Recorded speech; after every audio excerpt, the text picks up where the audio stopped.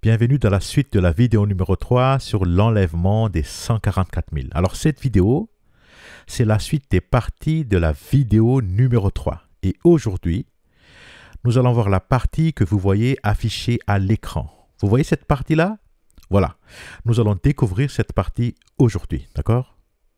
Alors, si vous n'avez pas encore visionné la partie précédente, si vous n'avez pas encore regardé la partie précédente, je vous conseille vivement de la visionner, d'accord?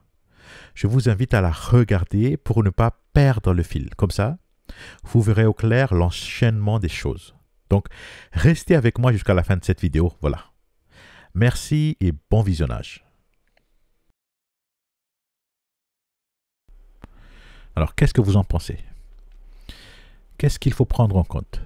Est-ce qu'il faut prendre en compte la chronologie des visions du sixième sceau pour statuer que ce sera aussi la chronologie de l'accomplissement dans la réalité? Ou est-ce qu'il faut prendre en compte la chronologie des visions des 7 trompettes et des 7 coupes? Voilà la question. Là, on est à 2 contre 1. 2 témoins contre 1 témoin. Voilà. Bon, je pense que la décision est unanime. En vérité, la chronologie des visions du sixième sceau, ce ne sera pas la chronologie de l'accomplissement dans la réalité. Donc, je suis désolé, mais je casse le mythe des 144 000. Tous ceux qui disent que les 144 000 vont traverser la tribulation, non, je suis désolé, c'est non. Les 144 000, ils ne traverseront pas la tribulation. Ils ne traverseront pas les 7 coupes et 7 trompettes. Ils vont être enlevés avant la tribulation. Ils vont être enlevés avant les 7 coupes et 7 trompettes. Et je vais vous montrer l'enlèvement des 144 000 avant la tribulation tout de suite. Je vais vous montrer tout de suite que les 144 000 seront enlevés avant les 7 coupes et 7 trompettes. Alors, avant de continuer, je vous conseille de prendre 2 Bibles. 2 Bibles. Mettez-les côte à côte. Comme ça, vous allez pouvoir vérifier dans la foulée tout ce que je vais vous montrer. D'accord? Donc voilà. J'ai complété notre tableau. J'ai mis dedans les versets relatifs aux 7 trompettes, de la première jusqu'à la 7e, d'accord? Et puis j'ai mis côte à côte les versets relatifs aux 7 coupes de la colère de Dieu, de la première jusqu'à la 7e, d'accord? Bon, on a déjà vu que la première coupe, la première trompette, c'est faire mal à la terre. Maintenant, regardez bien ici. Regardez bien la première trompette. Quelle est la conséquence du faire mal à la terre? La conséquence, c'est quoi? Il dit, le tiers de la terre fut brûlé, le tiers des arbres fut brûlé, et toute plante verte fut brûlée. Donc, notez bien ici que la conséquence de la trompette, c'est que le tiers de quelque chose est détruit. Le tiers de quelque chose est détruit. D'accord? Maintenant, voyons voir la deuxième trompette. Regardez bien la conséquence du faire mal à la mer dans la deuxième trompette. Regardez bien. Il dit, le tiers de la mer devint comme du sang. Le tiers des créatures vivantes dans la mer périrent et le tiers des bateaux furent détruits. Donc vous voyez ici, on a aussi ici la conséquence de la trompette, c'est le tiers de quelque chose est détruit. Le tiers de quelque chose est détruit. Vous comprenez? Maintenant, voyons voir la troisième coupe et troisième trompette. La troisième coupe dit, le troisième ange versa sa coupe sur les fleuves et les sources. Les eaux se changèrent en sang. Alors j'entendis l'ange qui a autorité sur les eaux dire, tu es juste, toi qui es et qui étais, toi le saint d'avoir ainsi fait justice, parce qu'ils ont versé le sang des membres du peuple saint et des prophètes. Tu leur as aussi donné à boire du sang. Ils reçoivent ce qu'ils méritent. Et j'entendis l'autel qui disait, oui Seigneur, Dieu Tout-Puissant, tes arrêts sont conformes à la vérité et à la justice. Donc voilà, la troisième coupe, c'est de faire mal aux eaux douces. Les fleuves et les sources, c'est de l'eau douce, d'accord? Alors, je voulais juste rajouter une précision ici. Vous voyez le verset 5 à 7. 5 et 6 et 7, surtout le verset 6. Parce qu'ils ont versé le sang des membres du peuple saint et des prophètes, tu leur as aussi donné à boire du sang, ils reçoivent ce qu'ils méritent. En fait, ces 3 versets parlent du jugement de Babylone, de la chute de Babylone. Donc, chronologiquement, ce qui va se passer, c'est que les choses que vous voyez dans le chapitre 17 et 18, le chapitre 17 et 18 parlent de Babylone et de la chute de Babylone. Ce chapitre 17 et 18 va se passer chronologiquement pendant la 3e coupe. L'accomplissement du chapitre 17 et 18 sera pendant la 3e coupe. Voilà, je ferme la parenthèse. Maintenant, que dit la 3e trompette?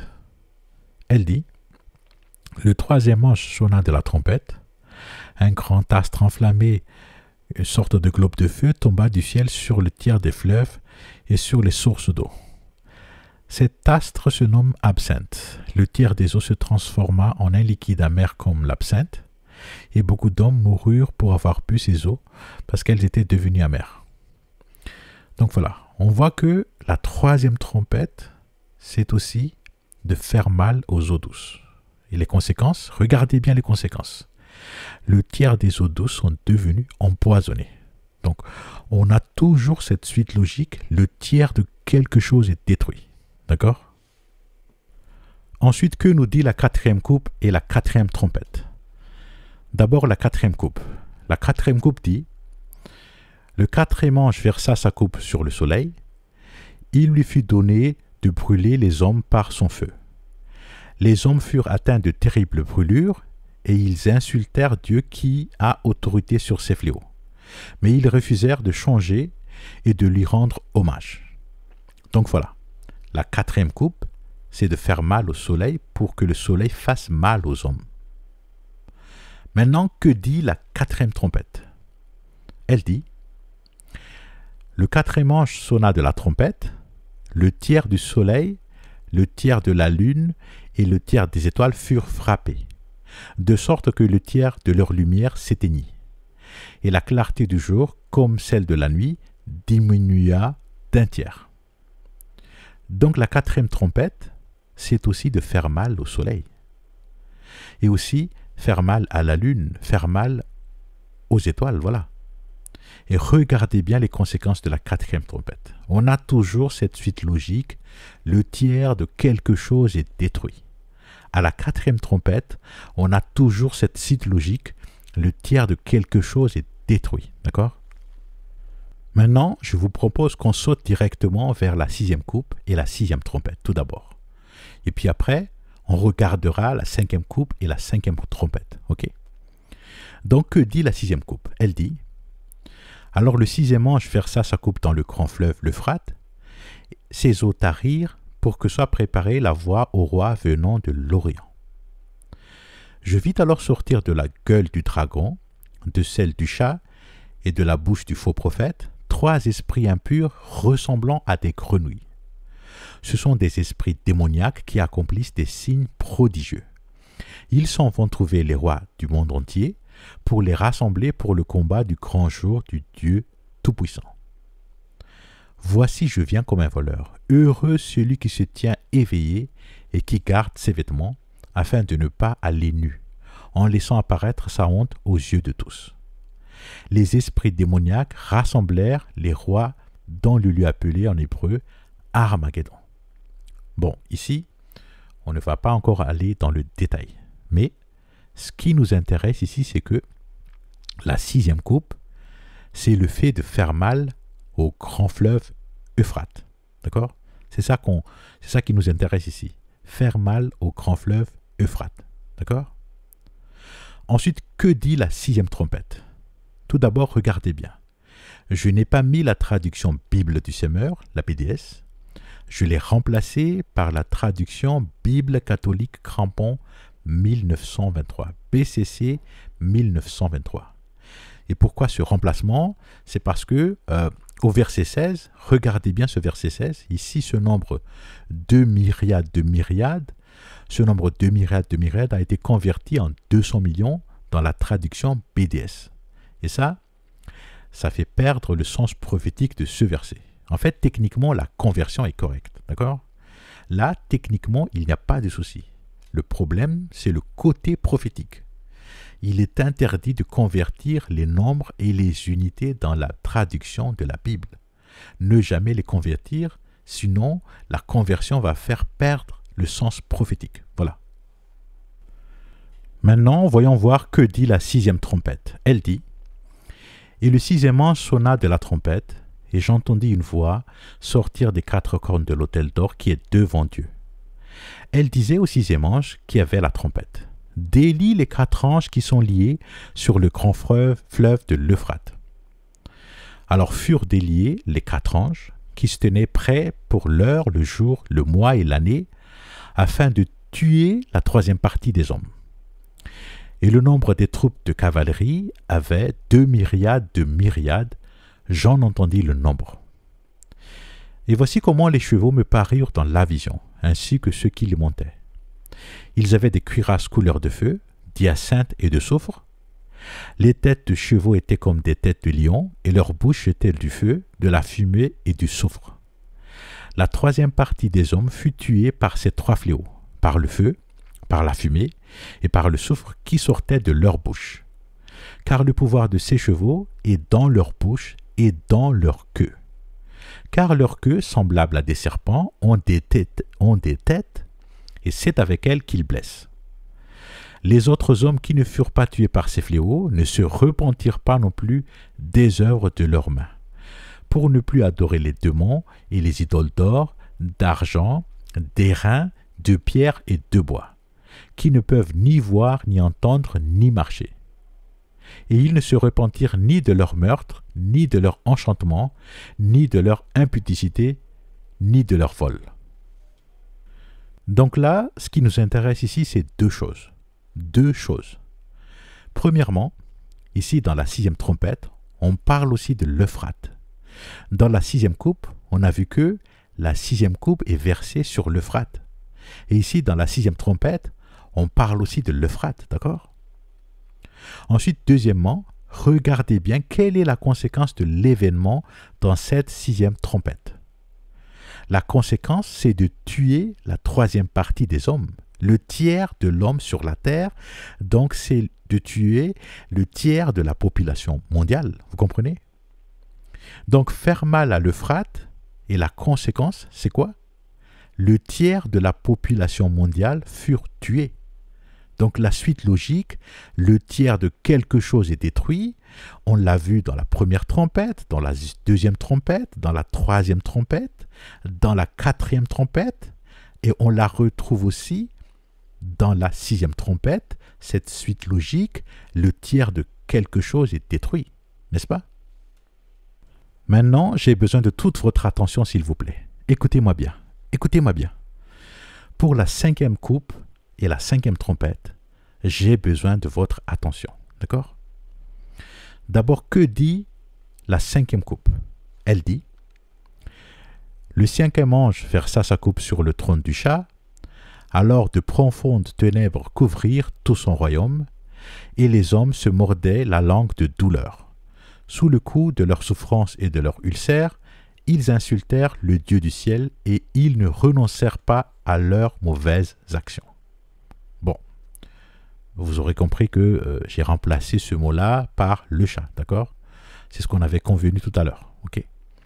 Donc la cinquième coupe, c'est de faire mal au trône du chat, faire mal au trône de gros minet, faire mal au trône du chat méchant, d'accord? Maintenant, regardez bien ce qui va se passer dans la cinquième trompette. Vous n'allez pas le croire. Regardez bien.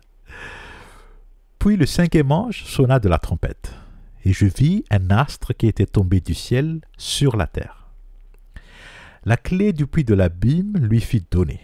Il ouvrit le puits de l'abîme, et une fumée épaisse s'en éleva, comme celle d'une grande fournaise. Le soleil et l'air furent obscurcis par la fumée qui s'échappait du puits. De cette fumée sortirent des sauterelles qui se répandirent sur la terre. Voilà. Donc en fait ici, dans ce verset 3, Jean, il voit une fumée épaisse. Il voit une grande fumée qui s'échappait du puits. D'accord? Bon, vous savez bien, qu'est-ce que ça fait une fumée, hein? Par exemple, dans un incendie, la première question est qu'est-ce qui est le plus dangereux? Est-ce le feu ou est-ce la fumée dans un incendie, hein? La deuxième question, c'est pour se protéger contre la fumée, qu'est-ce qu'il faut mettre? Donc voilà, je vous laisse étudier ces deux questions et vous allez trouver les réponses vous-même, d'accord? Ensuite, qu'est-ce qui se passe? Ensuite, Jean, il voit des sauterelles sortir de la fumée. En fait, c'est comme si la fumée est la source même des sauterelles. Les sauterelles ne sortent pas du puits, mais les sauterelles sortent de la fumée. Ça veut dire que la fumée, c'est la source des sauterelles. Vous comprenez? S'il n'y avait pas de fumée, il n'y aura pas de sauterelles. Donc la fumée, c'est la source des sauterelles. Ça, je vous demande de l'étudier aussi. D'accord? Ensuite, Jean, il dit « Les sauterelles se répandirent sur la terre ». Ça veut dire quoi? Ça veut dire que toute la terre va être envahie par les sauterelles. L'invasion des sauterelles va couvrir toute la terre. Voilà. Ça aussi, je vous demande de l'étudier. D'accord? Je continue. Ensuite, qu'est-ce que Jean dit? Il dit « Il leur fut donné un pouvoir semblable à celui des scorpions. Elles reçurent l'ordre de ne pas faire de mal à l'herbe de la terre, ni à aucune plante verte, ni à aucun arbre, mais de s'attaquer seulement aux hommes qui ne portent pas le sceau de Dieu sur le front. Il leur fut donné, non pas de les tuer, mais de les torturer pendant 5 mois. La douleur qu'elles causaient ressemblait à celle d'une morsure de scorpion infligée à un homme. En ces jours-là, les hommes chercheront la mort, mais ils ne la trouveront pas. Ils l'appelleront de leur vœu, mais la mort les fuira. » Alors, regardez bien ce verset 4. Regardez bien. Elles reçurent l'ordre de ne pas faire de mal à l'herbe de la terre, ni à aucune plante verte, ni à aucun arbre, mais de s'attaquer seulement aux hommes qui ne portent pas le sceau de Dieu sur le front. Qu'est-ce que ça veut dire? En fait, ce verset 4 est très mystérieux. Et pourquoi? Parce que, ici, il dit que les sauterelles vont s'attaquer seulement aux hommes qui ne portent pas le sceau de Dieu sur le front, et c'est tout. Ce verset ne donne aucune précision concernant les autres hommes qui portent le sceau de Dieu sur le front.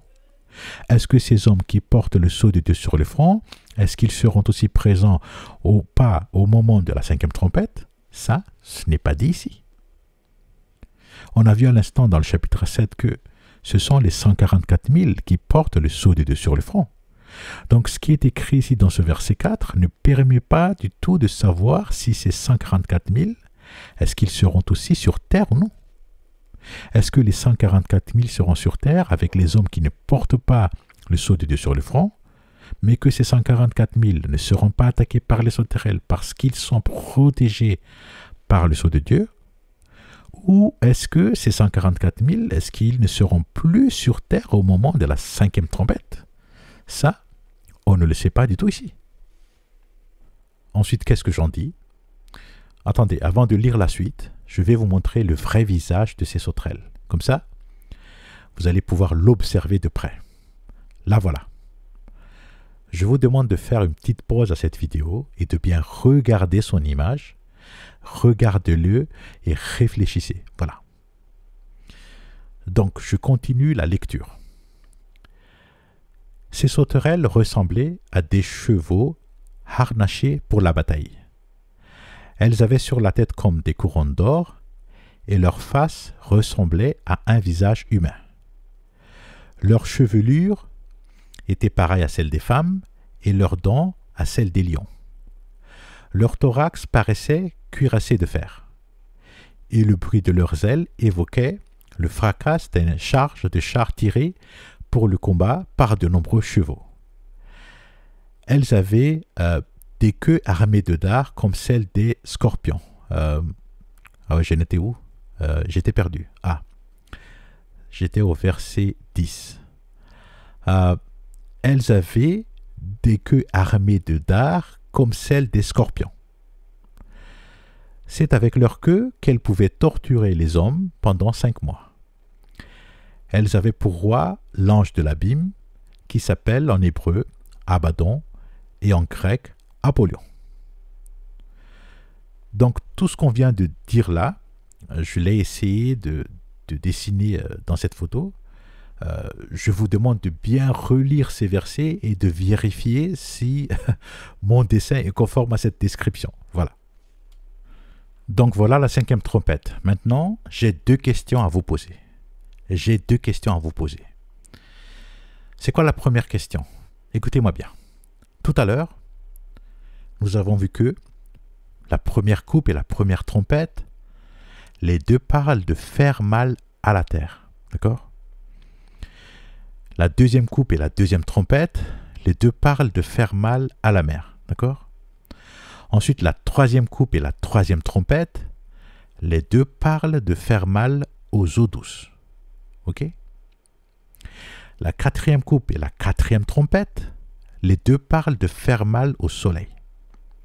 Donc la suite logique continue jusqu'à la sixième.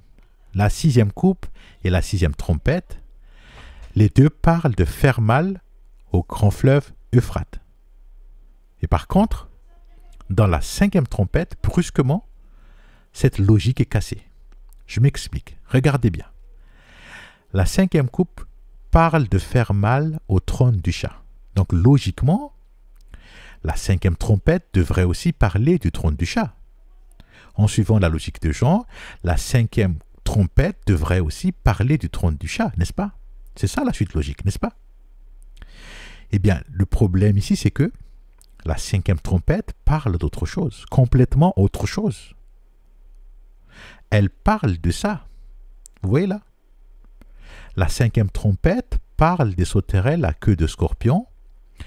La cinquième trompette ne parle pas du trône du chat, mais elle parle de sauterelles à queue de scorpion qui va se répandre sur toute la terre et qui va attaquer toutes les personnes qui ne portent pas le sceau de Dieu sur le front. Vous comprenez? Vous voyez ça? Qu'est-ce que c'est que ça? Est-ce que vous voyez quelque chose qui ressemble à un trône de chat là? Hein? Ou est-ce que c'est Jean, il s'est complètement trompé? Qu'est-ce que vous en pensez? Attendez, je vais vous montrer quelque chose. Regardez bien ça.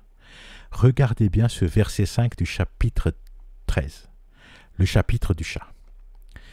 Il dit ici concernant le chat, « Elle reçut le droit d'exercer son autorité pendant 42 mois. » Et puis un peu plus loin, au verset 7, regardez bien le verset 7. Il dit, « Il lui fit même permis de faire la guerre aux membres du peuple saint et de les vaincre. Elle reçut autorité sur tout peuple, toute tribu, toute langue et toute nation. » Donc en fait, ce qui va se passer, c'est que le chat, il va attaquer les membres du peuple saint, les Juifs, Israël. Il va attaquer Israël et il va vaincre Israël. D'accord? Ensuite, le chat, il va aussi attaquer tout peuple, toute tribu, toute langue et toute nation. C'est-à-dire qu'il va se répandre sur toute la terre et il va attaquer toutes les nations de la terre et il va les vaincre. Vous comprenez? Et pourquoi il va pouvoir vaincre Israël? Pourquoi il va pouvoir vaincre toutes les nations de la terre? C'est parce que le chat, il a reçu l'autorité de vaincre pendant 3 ans et demi. Vous comprenez? Vous savez, ce chat-là, hein, il me fait penser au cavalier du premier sceau. Regardez bien ce que dit le premier sceau. Il dit, « Puis je vis l'agneau ouvrir le premier des 7 sceaux, et j'entendis l'un des 4 êtres vivants dire d'une voix de tonnerre, « Viens !» Et je vis venir un cheval blanc. Son cavalier était armé d'un arc.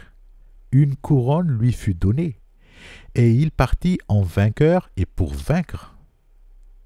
Donc voilà, il est parti en vainqueur et pour vaincre.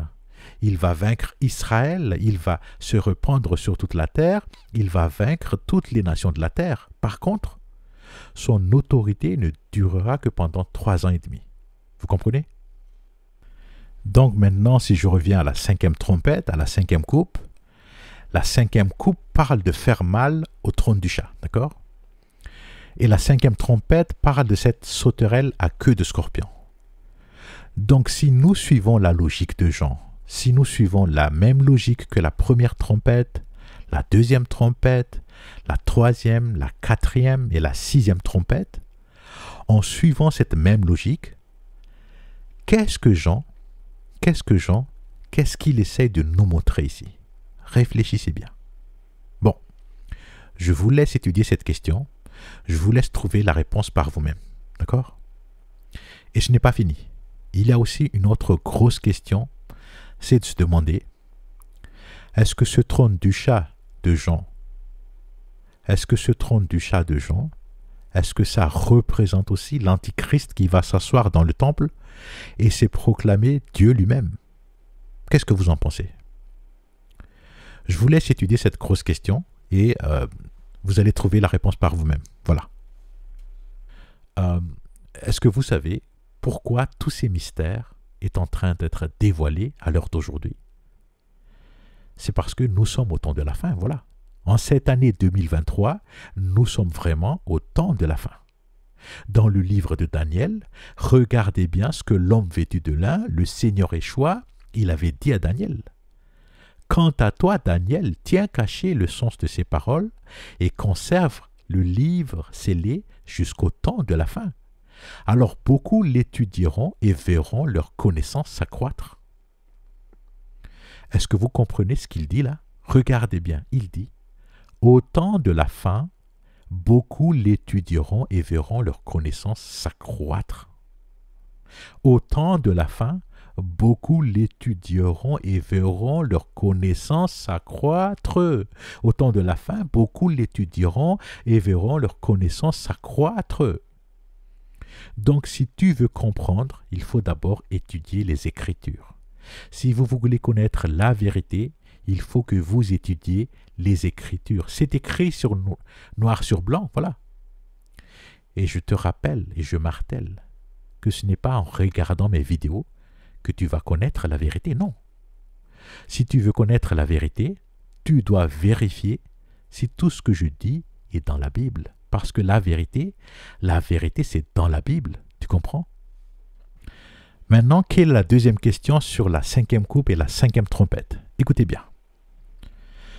Est-ce que vous trouvez ici dans la cinquième trompette la suite logique? Le tiers de quelque chose est détruit? Tout à l'heure, on l'a vu dans la première trompette, là. Vous voyez là? Le tiers de la terre fut brûlé. Le tiers des arbres fut brûlé. On l'a aussi vu dans la deuxième trompette. Le tiers de la mer, le tiers des créatures vivant dans la mer, le tiers des bateaux. On l'a vu aussi dans la troisième trompette. Le tiers des eaux se transforma en un liquide amer. On l'a vu aussi dans la quatrième trompette. Le tiers du soleil, le tiers de la lune, le tiers des étoiles, voilà. Et même dans la sixième trompette, le tiers des hommes. Par contre, dans la cinquième trompette, on n'a plus cette logique. Il n'y a pas le tiers de quelque chose est détruit dans la cinquième trompette. Pourquoi? En fait, ça veut dire que certainement, il y a anguille sous roche. Il y a quelque chose d'anormal dans cette cinquième trompette. Qu'est-ce que vous en pensez? Pourquoi dans la cinquième trompette, il n'y a pas cette logique? Pourquoi? En fait, cette inconsistance, Jean, il l'a fait exprès pour nous laisser un indice. C'est un indice laissé par Jean. Il a laissé cet indice pour nous indiquer qu'il faut étudier en profondeur le contenu de cette cinquième trompette. Voilà. Donc, je vous laisse le soin d'étudier en profondeur cette cinquième trompette. Ce qu'il faut savoir, c'est que dans cette cinquième trompette, Jean parle de douleur qui ressemblerait à la douleur d'une morsure de scorpion infligée à un homme. Voilà. Regardez bien ça. Est-ce que vous voyez ce qui est écrit là? D'accord? Ensuite, étudiez aussi la première coupe. Regardez bien la première coupe. Est-ce que vous voyez ça? Ce verset-là, ici, Jean parle de douleur causée par un ulcère malin qui frappera les hommes qui portaient le tatouage du chat et qui adoraient son image. D'accord? Ensuite, étudiez aussi la cinquième coupe. Regardez bien. Regardez bien la cinquième coupe. Voilà la cinquième coupe. Jean dit que la cinquième ange va verser sa coupe sur le trône du chat. Donc ici, Jean, il met le trône du chat en lien avec des personnes qui souffrent de douleurs. Des douleurs issues de leur ulcère. Donc voilà. Je vous laisse le soin d'étudier tout ça. Écoutez-moi bien, écoutez-moi bien. je vous demande de chercher quelle est la cause de cette douleur. D'où vient la source de cette douleur? Est-ce que c'est des douleurs spirituelles ou est-ce que c'est des douleurs corporelles? Voilà. Maintenant, nous allons voir l'enlèvement secret des 144 000 avant la tribulation. Attendez, je vais vous le montrer. Alors, qu'est-ce que j'ai fait? Regardez bien ce tableau, s'il vous plaît. J'ai besoin de votre attention, s'il vous plaît. Là, nous allons parler de l'enlèvement secret, d'accord? Donc, j'ai besoin de votre attention, s'il vous plaît. Regardez bien ce tableau. J'ai mis dans ce tableau la chronologie du chapitre 14 et du chapitre 15, d'accord? D'abord, j'ai pris les versets du chapitre 14 et je les ai mis dans la colonne de gauche. Pas tous les versets, mais seulement jusqu'au verset 5, parce que c'est ce qui nous intéresse ici pour les comparer au chapitre 15, d'accord? Ensuite, j'ai pris les versets du chapitre 15, tous les versets du chapitre 15, et je les ai mis dans la colonne de droite, d'accord? Donc, on commence par le chapitre 14, verset 1. Il dit quoi ce verset? Il dit « Alors, je vis l'agneau qui se tenait debout sur le mont Sion, et avec lui les 144 000 qui portent son nom et le nom de son Père inscrit sur leur front. » Qu'est-ce que ça veut dire? Ça, j'appelle ça l'atterrissage dans les cieux des 144 000. Ça, c'est l'atterrissage dans les cieux des 144 000. Là, les 144 000, ils viennent juste d'être enlevés secrètement de la terre par l'agneau. Voilà. En fait, l'enlèvement secret, elle va se passer entre la fin du chapitre 13 et le début du chapitre 14. D'accord? Donc, dans ce verset 1, les 144 000, ils viennent de l'enlèvement secret et ils atterrissent dans les cieux. Voilà. Alors, qu'est-ce qui se passe ensuite? La suite, c'est dans le chapitre 15, verset 1. Il dit quoi? Il dit « Puis je vis dans le ciel un autre signe grandiose qui me remplit d'étonnement. Cet ange portant sept fléaux, les 7 derniers par lesquels se manifeste la colère de Dieu. » Donc, après l'atterrissage dans les cieux des 144 000, ce qu'on voit là, c'est la cérémonie d'ouverture de la tribulation. Ça y est, tout le monde est là, les 144 000 sont arrivés, on les a attendus avant de commencer la cérémonie. Donc la cérémonie d'ouverture de la tribulation va pouvoir commencer. C'est la cérémonie d'ouverture de la grande détresse, voilà. C'est pour ça que la cérémonie commence par les palais des 7 anges, les 7 anges qui vont porter les 7 coupes de la colère de Dieu. En fait ici, ce sont ces 7 anges portant 7 fléaux qui ouvrent la cérémonie. Et là, ils n'ont pas encore les 7 coupes pour le moment. Ils vont le recevoir à la fin de la cérémonie d'ouverture. Ils vont recevoir les 7 coupes vers la fin du chapitre 15. Vous me suivez? Maintenant, c'est quoi la suite? Alors là, très franchement, j'aime bien cette troisième ligne. Et pourquoi? Parce que Jean ici, il est en plein tournage, il est en plein enregistrement ici. D'abord à gauche, c'est la piste audio. À gauche, c'est le micro, c'est le son. C'est l'enregistrement de la piste audio, d'accord? Et puis à droite, c'est la piste vidéo. À droite, c'est la caméra, c'est l'image. C'est l'enregistrement de la piste vidéo, d'accord? Donc ce qu'on voit dans cette troisième ligne, c'est le mixage de la piste audio avec la piste vidéo, voilà.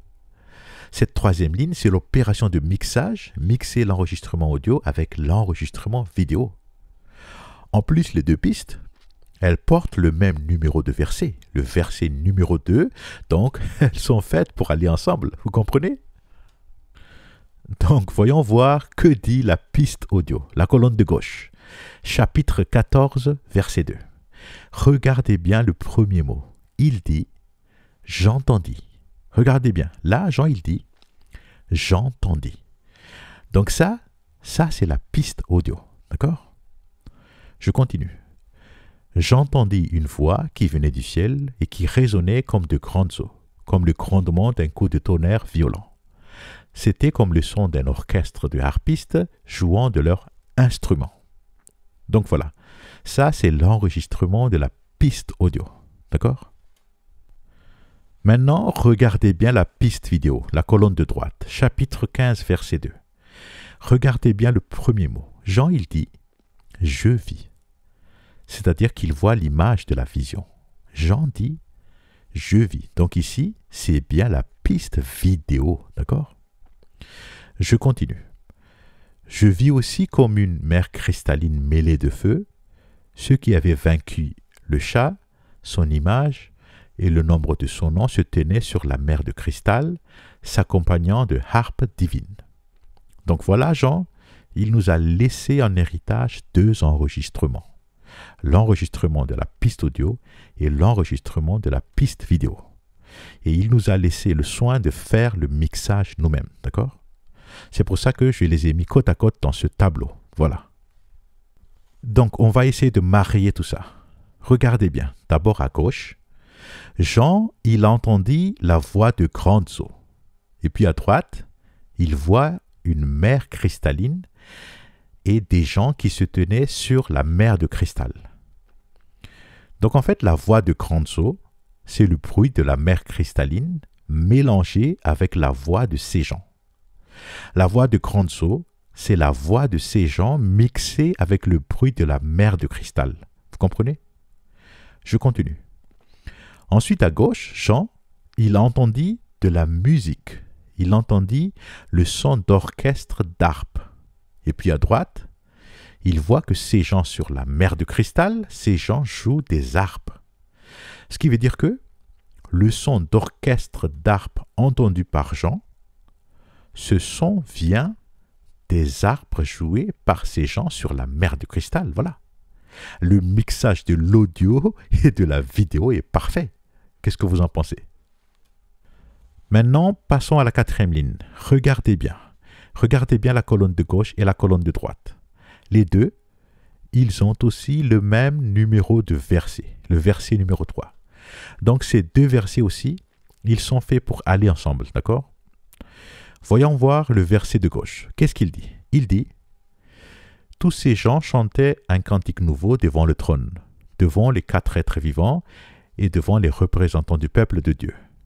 Et ce cantique, personne ne pouvait l'apprendre excepté ces 144 000 les rachetés de la terre. » Donc voilà. Premièrement, les 144 000, ici, Jean dit que ce sont les rachetés de la terre. Ils ont été rachetés. Ça veut dire quoi? Ça veut dire que quelqu'un a payé pour eux. L'agneau les a payés avec son sang. C'est au prix du sang de l'agneau que les 144 000 ont été rachetés de la terre. Voilà.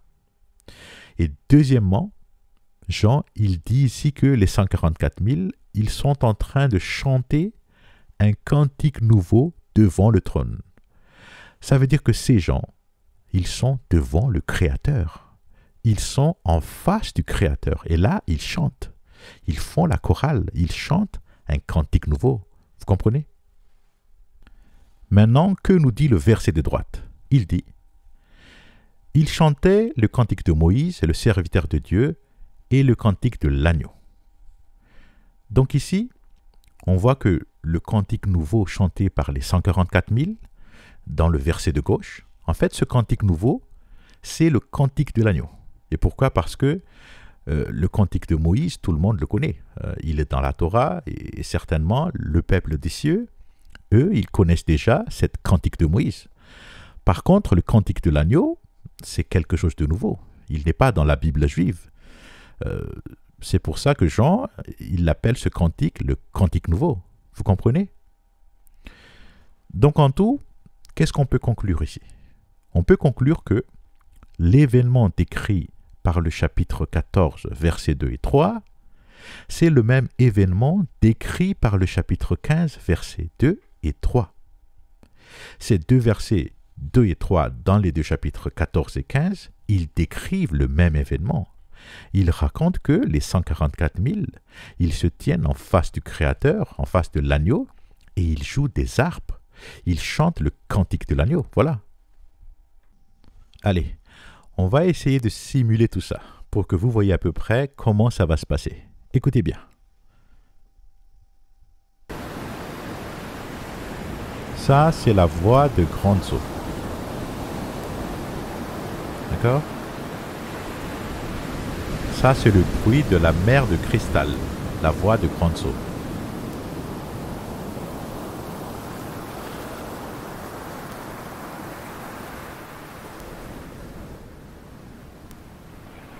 Ensuite, le tonnerre, le bruit du tonnerre.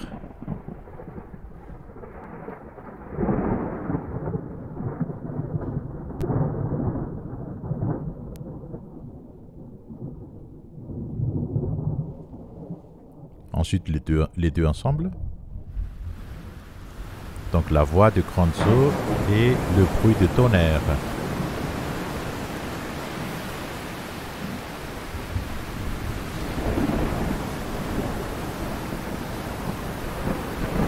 Maintenant, je rajoute l'orchestre d'harpe. L'orchestre d'harpe.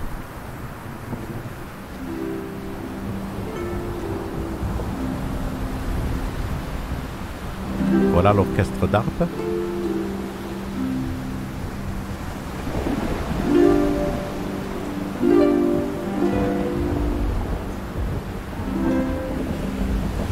Maintenant, je vais essayer de chanter le cantique nouveau.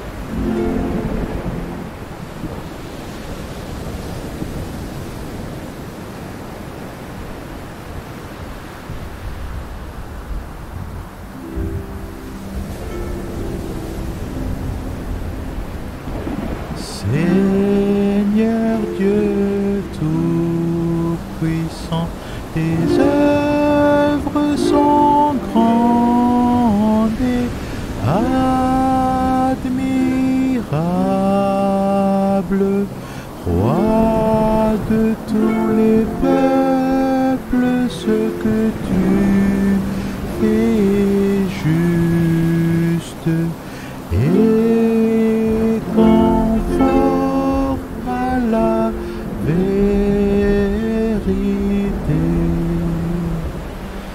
Qui oserait, Seigneur, refuser de te craindre et de te rendre gloire? Car toi seul tu es saint, car toi seul tu es saint. Tous les peuples viendront pour se prosterner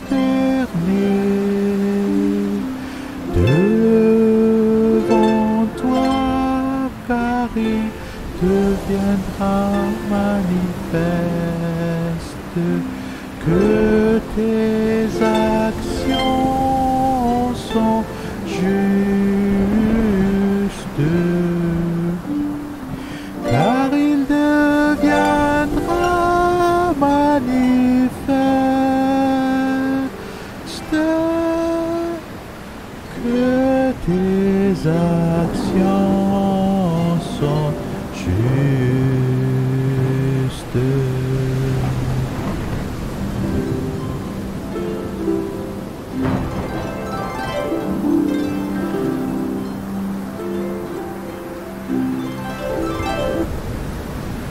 Bon voilà, ça va se passer comme ça va être merveilleux, n'est-ce pas? Qu'est-ce que vous en pensez? Ça, c'est la chanson d'ouverture de la tribulation. C'est la chanson d'ouverture des 7 couples. La chanson d'ouverture de la tribulation. Bon, je ne suis pas un bon chanteur, mais je pense qu'avec cette simulation, vous avez une petite idée de comment ça va se passer. D'accord?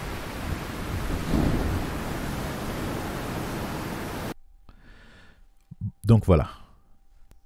Pour la mélodie, j'ai pris la mélodie de Douce Nuit parce que c'est ce que j'ai trouvé joué avec des arbres sur YouTube. Voilà. Maintenant, voyons voir que dit la 5e ligne. C'est le chapitre 14, versets 4 et 5. Il dit quoi? Il dit: ce sont ceux qui ne se sont pas souillés avec des femmes, ils sont restés vierges. Ils suivent l'agneau partout où il va. Ils ont été rachetés d'entre les hommes pour être offerts comme des premiers fruits à Dieu et à l'agneau. Il ne s'est pas trouvé de mensonge dans leur bouche. Ils sont irréprochables. Alors, attention à l'interprétation de ce verset 4. Ne se sont pas souillés avec des femmes. Qu'est-ce que ça veut dire? Est-ce que ça veut dire que les 144 000 seront tous des hommes? Qu'est-ce que vous en pensez? Est-ce qu'ils seront tous des hommes? Attendez. Laissez-moi vous montrer quelque chose. Laissez-moi vous montrer qu'est-ce que le Seigneur Yeshua avait répondu aux Sadducéens quand il lui posait la question sur la résurrection. Est-ce que vous connaissez cette histoire? Écoutez-moi bien. Des Sadducéens vinrent aussi le trouver. Ils prétendent que les morts ne ressuscitent pas. Ils lui demandèrent, « Maître, dans ces récits, Moïse nous a laissé ce commandement. Si un homme meurt en laissant une femme, mais sans avoir eu d'enfant, son frère devra épouser sa veuve et donner une descendance au défunt. Or, il y avait 7 frères. L'aîné s'est marié et il est mort sans laisser de descendants. Le deuxième a épousé la veuve, puis il est décédé lui aussi, sans avoir eu de descendants. Le troisième a fait la même chose, et ainsi de suite. Bref, les 7 sont morts sans laisser de descendance. La femme est restée la dernière, puis elle est morte. À la résurrection, quand ils ressusciteront tous, duquel d'entre eux sera-t-elle la femme? Car tous les 7 l'ont eue pour épouse. Jésus leur dit, « Vous êtes dans l'erreur, et en voici la raison. Vous ne connaissez pas les Écritures, ni quelle est la puissance de Dieu. En effet, une fois ressuscités, les hommes et les femmes ne se marieront plus. Ils vivront comme des anges qui sont dans le ciel. » Ça veut dire quoi?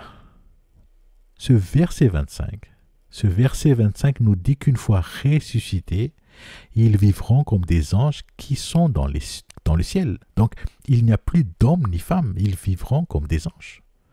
Ce qui veut dire que, au moment de l'enlèvement secret, les 144 000 vont recevoir leur corps glorieux, d'accord? L'apôtre Paul avait dit, en effet, ce corps corruptible doit se revêtir d'incorruptibilité et ce corps mortel doit revêtir d'immortalité. Donc, au moment de l'enlèvement secret des 144 000, ils vont tous recevoir leur corps glorieux. Et justement, à ce moment-là, il n'y aura plus d'hommes ni femmes, mais ils vivront comme des anges. Il n'y aura plus d'hommes ni femmes, mais ils vivront comme des anges. Vous avez entendu? Il n'y aura plus d'hommes ni femmes, mais ils vivront comme des anges, voilà. Et c'est pour ça que les 144 000, ils ne seront pas que des hommes uniquement, non. Les 144 000, ce seront des hommes et des femmes, les deux, d'accord? En fait, ce qu'il faut surtout retenir ici, c'est le mot d'après. Ils sont restés vierges. Ils sont restés vierges. La virginité, ça c'est l'état de la fiancée de l'agneau avant les noces.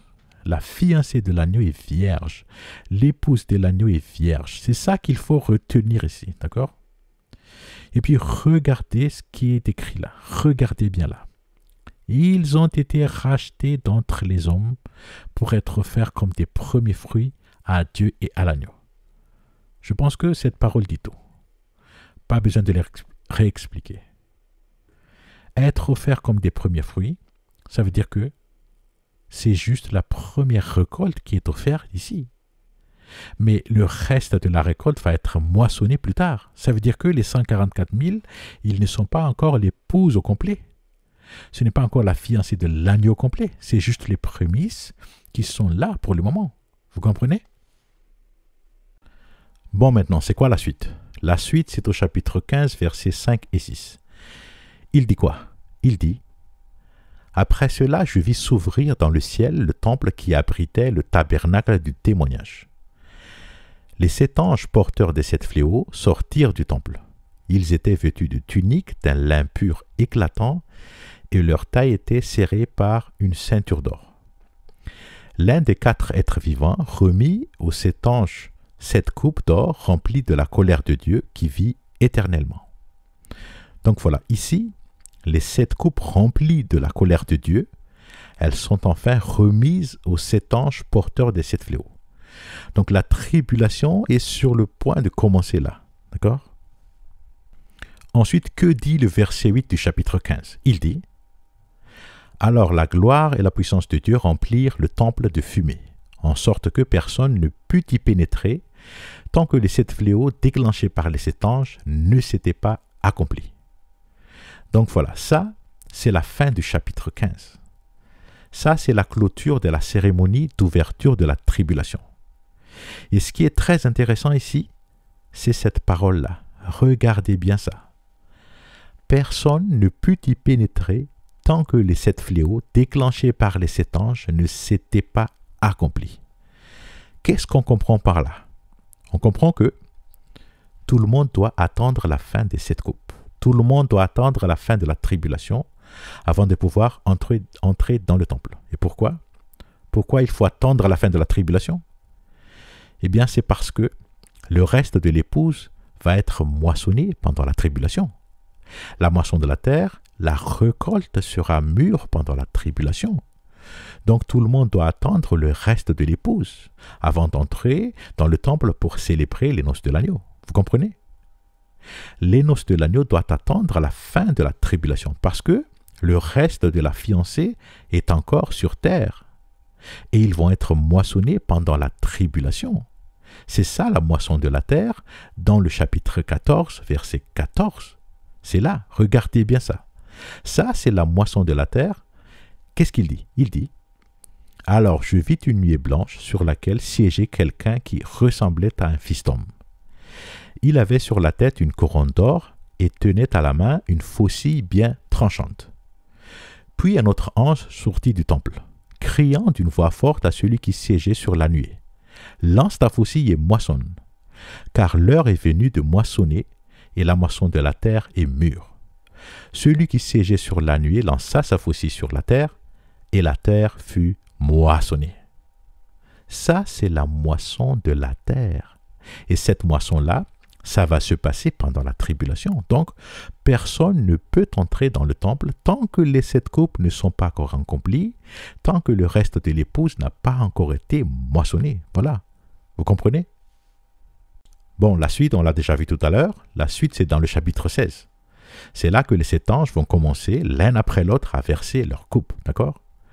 Regardez bien ce que dit le verset 1. Il dit, « J'entendis une voix forte venant du temple dire aux 7 anges, « Allez et versez sur la terre les 7 coupes de la colère divine. » Donc voilà, ça, c'est le commencement des 7 coupes et 7 trompettes.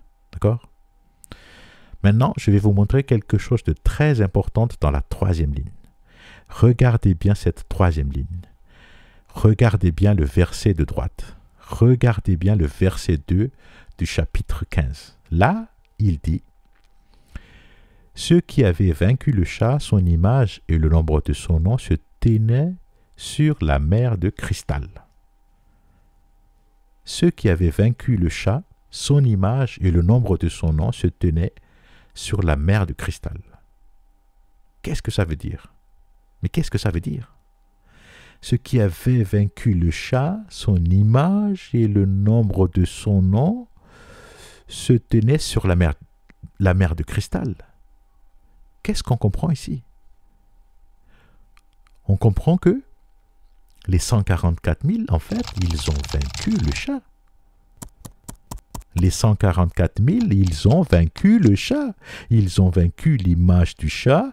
Ils ont vaincu le nombre de son nom.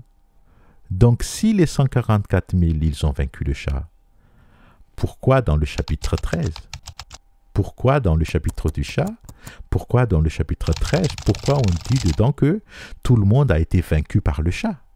Alors qu'apparemment ici, Jean dit que les 144 000, ils ont vaincu le chat. Vous comprenez? Attendez, on va regarder ça dans le chapitre 13. Alors le chapitre 13, voilà le chapitre 13. Regardez bien le verset 5. Là, il dit, « Elle reçut le droit d'exercer son autorité pendant 42 mois. Elle reçut le droit d'exercer son autorité pendant 42 mois. » Et puis, regardez bien le verset 7. Regardez bien cette première phrase. « Il lui fut même permis de faire la guerre aux membres du peuple saint et de les vaincre. » Le peuple saint, c'est les vrais juifs qui s'accrochent à la Torah, c'est Israël. Donc ce texte veut dire que le chat va vaincre Israël pendant une durée de 3 ans et demi. Et puis le texte suivant, il dit quoi? Il dit, Elle reçut autorité sur tout peuple, toute tribu, toute langue et toute nation. Donc le chat, il va aussi vaincre toutes les nations de la terre pendant 3 ans et demi. Vous comprenez? En fait, cette parole dans le verset 5, regardez bien ça. Elle reçut le droit d'exercer son autorité pendant 42 mois. Qu'est-ce que ça veut dire, avoir le droit d'exercer son autorité? Que veut dire avoir le droit d'exercer son autorité? Ça veut dire que le chat va régner, n'est-ce pas? Ça veut dire que le chat va s'asseoir sur son trône et il va régner pendant 3 ans et demi, n'est-ce pas? Et c'est quoi le trône du chat? Le trône du chat, c'est quoi? On l'a vu tout à l'heure dans le tableau des 7 coupes et 7 trompettes. Regardez bien ce tableau. C'est ici, à gauche. On voit que la 5e coupe est versée sur le trône du chat. D'accord? Et puis à droite, on parle des sauterelles. On parle de ça. Regardez bien cette photo. S'il vous plaît, regardez bien cette photo. Alors, je ne sais pas si Jean, il s'est complètement trompé, mais si on suit la logique des 7 coupes et des 7 trompettes, si on suit la logique de Jean, alors Jean est en train de nous montrer que le trône du chat, son trône ressemble à cette photo. Vous voyez là? C'est ce que Jean est en train de nous dire. Le trône du chat, son trône ressemble à cette photo. C'est ce que Jean est en train de nous montrer en suivant la logique des 7 coupes et des 7 trompettes. Vous comprenez? Donc si on revient sur ce verset 5 du chapitre 13, le fait de dire « Elle reçut le droit d'exercer son autorité pendant 42 mois », ça veut dire que ce trône du chat sur la photo, va régner pendant 3 ans et demi. Ce trône du chat sur la photo va vaincre Israël pendant 3 ans et demi. Ce trône du chat sur la photo va vaincre toutes les nations de la terre pendant 3 ans et demi. Mais par contre, ce trône du chat sur la photo ne va pas vaincre les 144 000. Au contraire, ce sont les 144 000 qui vont vaincre le trône du chat sur la photo. Voilà. Et puis, à la fin des 3 ans et demi, les 144 000 vont être enlevés secrètement de la terre. Parce qu'on les attend là-haut avant de commencer la cérémonie d'ouverture de la tribulation. Voilà. Vous comprenez? Eh bien, je vous demande de bien étudier tout ce que je viens de dire là. D'accord? Donc, pour conclure, qu'est-ce qu'on a vu jusqu'ici? Écoutez-moi bien. On a vu que les 144 000, ils vont être marqués du sceau de Dieu sur le front avant le commencement de la tribulation. D'accord? Et pendant ce temps, ces 144 000, ils vont se battre contre le trône du chat pendant 3 ans et demi. Et ils vont vaincre le trône du chat. Alors que de l'autre côté, Israël sera vaincu par le trône du chat. Et pareil, toutes les nations de la terre seront aussi vaincues par le trône du chat. D'accord? Ensuite, à la fin des 3 ans et demi, ces 144 000 seront enlevés secrètement vers les cieux. D'accord? Ensuite, à leur atterrissage dans les cieux, la cérémonie d'ouverture de la tribulation va commencer. Donc les 144 000, ils vont chanter le cantique de l'agneau tout en jouant des harpes. Et tout ça, ça va se passer devant le trône du Créateur. D'accord? Ensuite, les 7 coupes de la colère de Dieu seront remises aux 7 anges. Et après, les 7 anges vont commencer à verser leurs coupes les unes après les autres. Et ça, c'est le commencement de la tribulation. D'accord? Donc la première trompette va sonner et le premier ange va verser sa coupe sur la terre. Ensuite, la deuxième trompette va sonner et le deuxième ange va verser sa coupe sur la mer. Ensuite, la troisième trompette va sonner et le troisième ange va verser sa coupe sur les eaux douces. Ensuite, la quatrième trompette va sonner et le quatrième ange va verser sa coupe sur le soleil. Vous me suivez? Ensuite, la cinquième trompette va sonner et la cinquième ange va verser sa coupe sur le trône du chat. Et la contradiction ici, c'est que la cinquième trompette ne parle pas du tout du trône du chat. La cinquième trompette parle d'invasion de sauterelles à queue de scorpion. Ensuite, la sixième trompette va sonner et la sixième ange va verser sa coupe sur le fleuve Euphrate. D'accord? Maintenant, écoutez-moi bien. On a vu que de la première trompette et première coupe jusqu'à la sixième, il y avait toujours 2 logiques qui lient chaque trompette à chaque coupe. Sauf que ces 2 logiques, elles sont cassées dans la cinquième trompette. Pourquoi? Pourquoi ces 2 logiques sont cassées dans la cinquième trompette? En fait, si on suit la première logique de Jean, en suivant cette première logique, Jean, il essaie de nous faire savoir que le trône du chat, son trône ressemble à cette photo, n'est-ce pas? Et puis la deuxième logique de Jean, c'est la conséquence de chaque trompette. Le tiers de quelque chose est détruit. Et cette logique-là, on ne la retrouve pas dans la cinquième trompette. Pourquoi? Pourquoi ces contradictions dans la cinquième trompette? Pourquoi? À moins que, écoutez-moi bien, à moins que la cinquième trompette n'a peut-être pas sa place à côté de la cinquième coupe, je ne sais pas. À moins que la cinquième trompette ne va peut-être pas se passer pendant la cinquième coupe, je ne sais pas.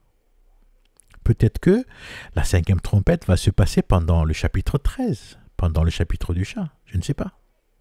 Voilà, je vous laisse le soin d'étudier tout ça et vous allez trouver la réponse vous-même. Voilà. Bon, j'espère que vous avez bien tout noté, tout ce qui est nécessaire pour votre étude. Vous devez les étudier, ces notes, et vous allez trouver les réponses vous-même. Voilà. Il faut savoir que pour la cinquième trompette, Jean ne nous a pas donné les informations servies sur un plateau. Non. Et pourquoi? Je pense qu'il a certainement une raison pourquoi il a fait ça.